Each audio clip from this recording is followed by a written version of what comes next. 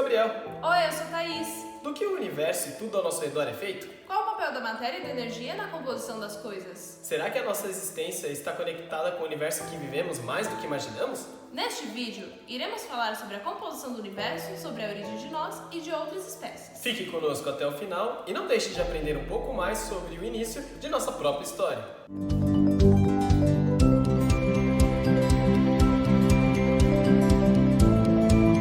Do que somos feitos, ou melhor, do que todo o universo é feito? Em um super resumo, eu, a Thaís, você, nós e absolutamente tudo que compõe o universo é feito de átomos. E o que seria um átomo? A palavra átomo significa unidade indivisível, uma partícula única, primordial e que não pode ser subdividida.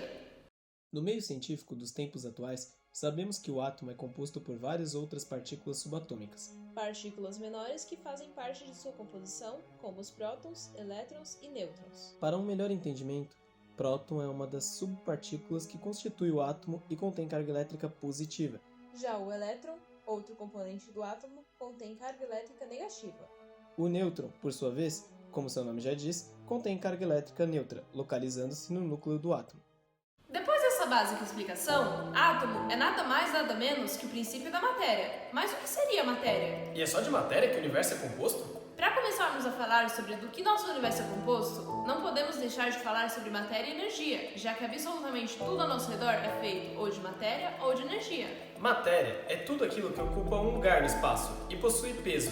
Nós, seres humanos, somos um exemplo do que é matéria. A definição de matéria é bem clara. Tudo aquilo que tem massa e volume, ocupando um lugar no espaço, é matéria. A diferença entre os estados da matéria como sólido, líquido e gasoso é justamente a distinta forma em que os átomos e moléculas estão ordenados. Já o que chamamos de energia pode ser definido como uma força capaz de produzir ação e movimento. Dessa maneira, é muito simples diferenciar a matéria de energia, já que um ocupa um lugar no espaço e possui massa, e a outra não. A matéria é formada por pequenas partículas menores, os átomos. Esses átomos se organizam e formam moléculas, e essas moléculas se unem e dão origem a elementos de dimensões maiores. A energia não pode surgir do nada e nem pode ser destruída. A única forma existente é transformar um tipo de energia em outro diferente. Como, por exemplo, a possibilidade de transformar a energia do vento em energia elétrica. Podemos dizer que matéria e energia estão diretamente relacionadas, e é possível ver isso em sua própria composição.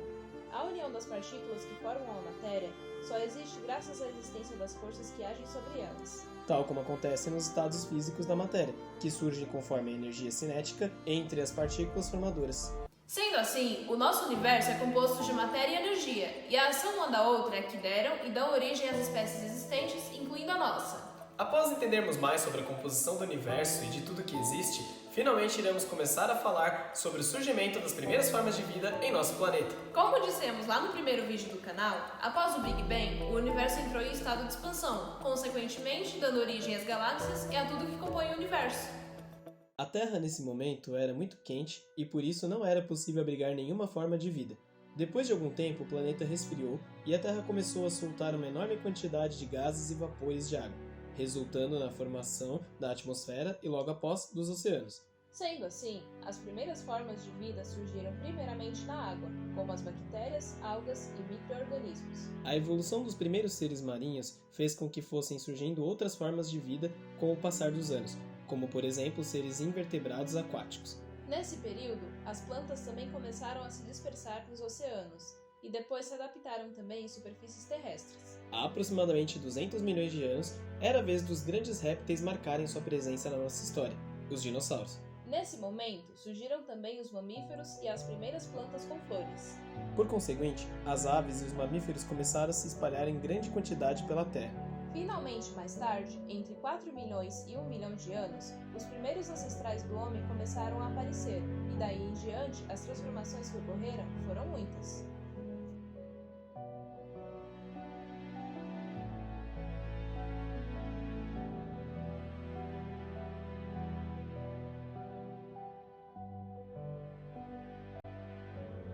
Fique sabendo quais foram essas transformações nos próximos vídeos que estão por vir e descubra junto conosco qual foi o papel do homem em cada período da história. Se gostou desse vídeo, curta e compartilhe com seus amigos. Isso ajuda bastante na divulgação do nosso trabalho. E traz mais pessoas para explorar a história e entender um pouco mais sobre o mundo em que vivemos. Comenta aí sobre o que achou do tema abordado. Ah, e lembrando que novas playlists estão por vir. Você irá se surpreender pelo que está por vir. Não perca e até a próxima. Obrigado por assistir.